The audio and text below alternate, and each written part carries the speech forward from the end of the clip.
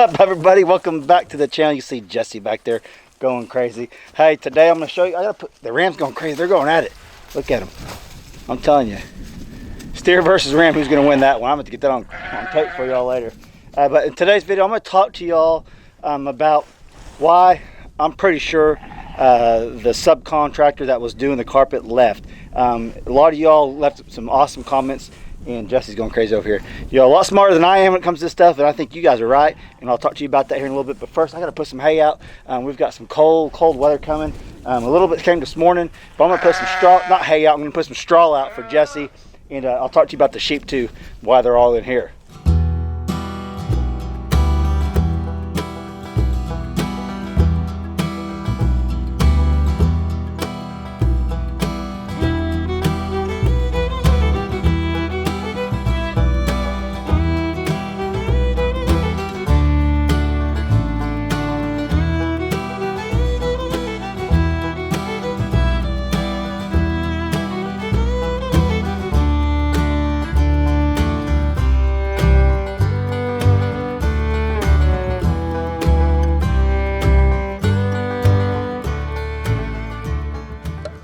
Well, got that taken care of. Easy little project for the day.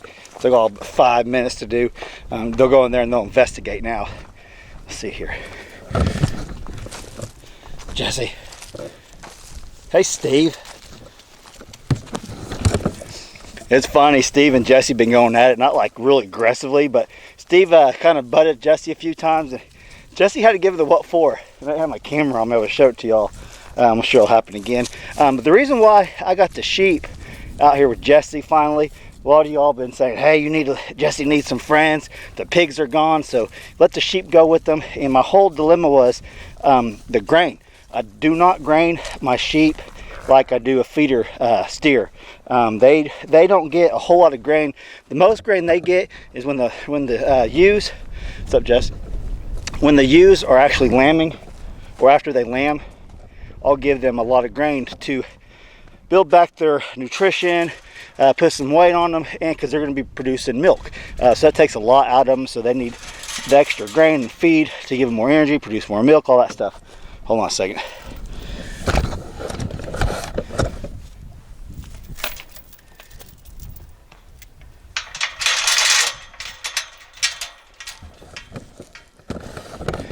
So with that being said, I have let all the sheep out here. It does make it easier on me because I can just let them roam, not have to worry about it.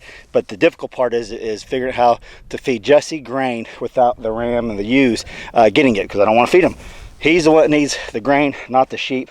So I'm gonna have to come up with an idea. I know someone out there has suggested building a higher feeder off the ground where only Jesse could get it, and that's probably what I'm gonna do. I'm not gonna do it today. Right now, I'll kind of just, I don't know what I'm going to do yet with him right now. I got to feed him some grain here in a minute, but I'll probably get them over there in the corral, lock them up, and then feed Jesse until I can get that little feeder built. So if y'all got any suggestions on how to build the feeder, leave it down in the comment section below. But you can see Jesse's wants some grain right now. So after I get done talking to y'all, I'm going to go out there, separate them, and feed Jesse some more grain. He's got plenty of hay, so he's fine on that. But they get dependent on that grain. They really love it. It's like candy, you know. It is what it is. And that's how I get my sheep to follow me all over the place, because they think I'm going to feed them some grain. So they're on you like white on rice, you might say. So a lot of y'all ask me, how do you get your sheep to follow you? That's you grain break them, what they call bucket train them. Get a little bucket, put some grain in them, feed them out of that bucket for the first couple of weeks when you get them, when you start first feeding them grain, and they'll follow you all over the place. I've had sheep out across my uncle's 14 acres that I let out to roam around, and all I do is shake that bucket and they come running back over here. That's how effective it is to bucket train sheep. And Jesse, it works on Jesse too. So all right, so the reason why you're probably here is not to see Jesse today, but is to discuss why I think it's got to be why the subcontractor, the guy that was going to do the carpet, left. And if you all watched that video, and a lot of y'all did, I had a contractor just leave. Could even call and tell me. I actually called him to see how things were going, and he's like, "Oh, you know, you can watch that video. I'll put an iCard up in there." What it came down to, he left. He made a bunch of excuses, and all the comments that y'all left me, you guys felt like I was in the right, that he could have definitely laid the carpet. Some of y'all didn't think I was, but the majority, probably like 95% of you guys thought he was just kind of being a little sissy about it, and that's y'all's opinion. And you know, I kind of lean towards that a little bit too now that after listening to a lot of y'all. But the reason why I think he really left was because, like he told me, he didn't know it was a new construction, and like a lot of y'all pointed out, is he didn't bring the tack boards, or whatever you call them, the strips that they lay the carpet down along the walls. He didn't bring those, and I'm almost positive that's why he actually left. But then he tried to put it off on me that it was all my fault, and then I admit it was lack of communication on both parts, just not my part. But that's my conclusion. That's really why he left. If he comes back, he may not come back, I don't know yet. Someone's going to come back, someone's going to lay the carpet, it's going to look good. But like some of y'all said, he does need heat. He does need heat. Well, he's going to have his heat. He's going to have the bathtub move. Everything should be in order, again, for him to lay the carpet. But yeah, that's my opinion. What do y'all think? Do you think that's why? Does that make sense to you? Because it made sense to me whenever a lot of y'all pointed out that the real reason why he left was because he wasn't prepared. He did not bring the tack strips, or whatever you want to call it, to lay for a new construction, because he said he didn't know it was a new construction.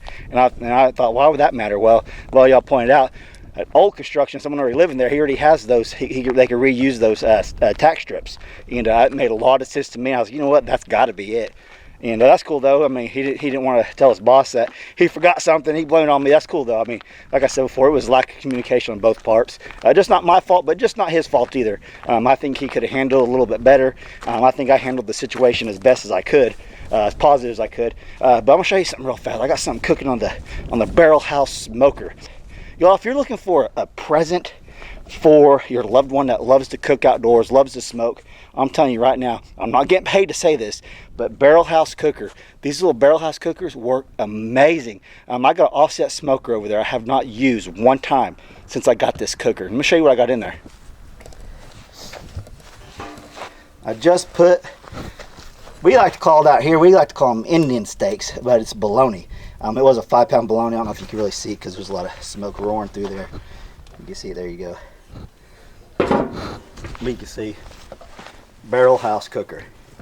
I'm telling you, you won't go wrong with Barrel House cooker. If you're looking for a Christmas present, I think you can get them for, they were $1.99. They may have went up because they got pretty popular, and a lot of people like them. So I don't know.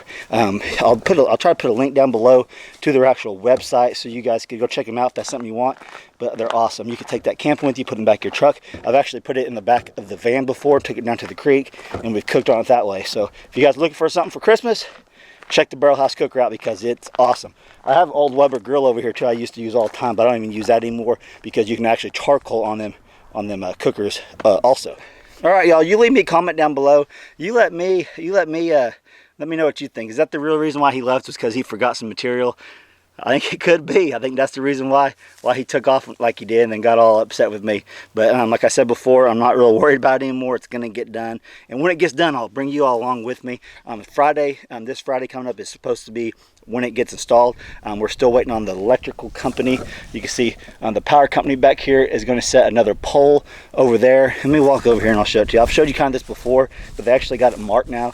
So they're going to set a pole. That's why we're don't have electric. They're like 6 or 7 weeks behind. They're supposed to have this done like 6 or 7 weeks ago, and they had just got swamped with other things. I guess I kind of got put on the back burner. I understand things happen, but they're going to set. It looks like they're going to set 2 poles over here, and I'll kind of show you what they got going on. So this is where one pole's at, and right over here is going to be, I guess, the other one, because he said he's going to mark them where the poles were going to go. And what they're going to do, you can see the power's going to come through here. It's going to connect to that pole that's going to be up, and then whatever they do over here is going to go up. But they're going to bury it underground. We're going to have to dig a ditch all the way underground to the corner of the house over there.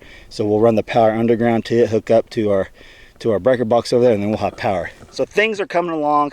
If they're supposed to do this tomorrow or the next day, like I said in another video, probably Tuesday. It's usually the last day or maybe the day after. Not an issue right now. So hopefully like I said, they get it hooked up, and then my electrician, they can get the ditch dug. We got really easy digging here, so I mean it wouldn't take them probably a couple of hours to dig from there to there. I mean, when we dug that bunker over there, I call it bunker, it's a storm shelter. We found one little rock in there. I mean, and they dug it like, I don't know, like 4 foot deep, and like 4 by 5 or something like that. And so it's going to be easy digging for the most part, all the way up to the house. So that shouldn't take them too long. And that was actually one of the things that I didn't budget into this house build, was the cost to dig the ditch over there. It wasn't included because we thought we were going to go a different route, and end up being this is pretty much the only route we could do. So that's a little bit extra expense. But my electrician said because I told him I would just get a little backhoe, trackhoe, and dig it myself. He said, man, I'll do it. I'll just charge you the labor cost, the hourly wage that he charges for his people. I think it's, it can't be $20-$30 to dig that ditch per hour. So a couple hours, 2-3 hours tops, I think we'll be ready to go. So hopefully we get the power in this week, and like I said before, I'll bring y'all along for all that once we get hooked up. That way I can give you guys a final tour of the house when we get moved in. I mean, we're close, really, really close. I know I've been saying it for a while, but things are coming together. All the painting's done, the countertops are installed, almost all the outlets and lights are in. I mean, they got about another day and a half of work on. They'll have that done probably to Monday or Tuesday. So things are moving along awesome, and then we'll get the carpet installed. We'll see how it goes. All right, guys, hope you guys liked this video. I'll quit rambling on like I always do, and give me some ideas about Jesse's feeder, and also if you got any comments about anything else, leave them down below. I really do appreciate all y'all support, all the subscribers I've been getting lately, and all the old ones. You guys are awesome. You guys are amazing. You guys will keep this. You all will keep this channel going, because if it wasn't for you, I probably wouldn't post near as much. I would probably still post, because a lot of y'all know I started this channel for my kids. So if anything ever happened to me, my kids would always have a memory bank of videos of me and their family growing up. So that's why I started the channel. But once it started taking off, the channel went in a different direction. They still obviously got a lot of videos they could watch, but it goes more towards the audience, you guys. I mean, keeping you guys around, you got to put content out that you guys are interested in seeing, and I think you're interested in seeing how this old carpet job goes. All right, y'all, like always, if you like this video, don't forget to smash that like button, and if you're not subscribed to my channel, right over there is a little yellow button you could click, and then push it, smash it, whatever you want to do, and subscribe, and click the little bell for notifications. That way you get all my new awesome content that I put out. All right, guys, thanks for watching. I'll catch you on the next video.